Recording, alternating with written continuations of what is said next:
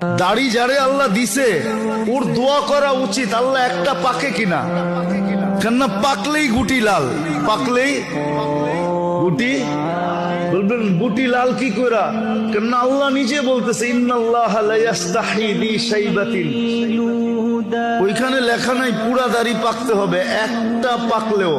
ইব্রাহিম আলাইহিস সালামের একটা পাকছিল, সারা আলাইহিস সালাম বলতেছে ইব্রাহিম এটা আবার কি, মা হাযিহিল বিয়াদ, এই সাদা এটা আবার কি, উঠায় ফেলা। তো বোর কথায় উঠাইতে গেছিলেন, হাত বাড়াইছেন, আল্লাহ উপর থেকে আওয়াজ দিছে খলিল হাত নামান। কয় কেন? এটা সাদা না, এটা সম্মানের সিল, তোমাকে সম্মানিত করার চিহ্ন দিলাম, চিহ্ন সাদাটা সম্মানিতের চিহ্ন।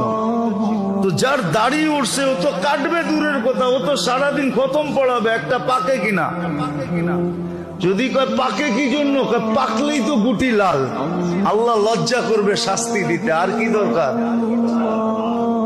আর জাগো সব ডিপাইকা গেছে, ওগো তো কোনো কথাই নেই, ওগো তো ডেলি খুশির জন্য মানুষে ফুল দেওয়া দরকার। আরে তুই ফুল দেস কেন ডেলি সকালে উঠা, আরে দাড়ি পাকছে ফুল দিমু না তো কি দিমু, আল্লাহ লজ্জা পাবে, লজ্জা। তো দাড়ি রেখে তো জান্নাতে চলে যাবে,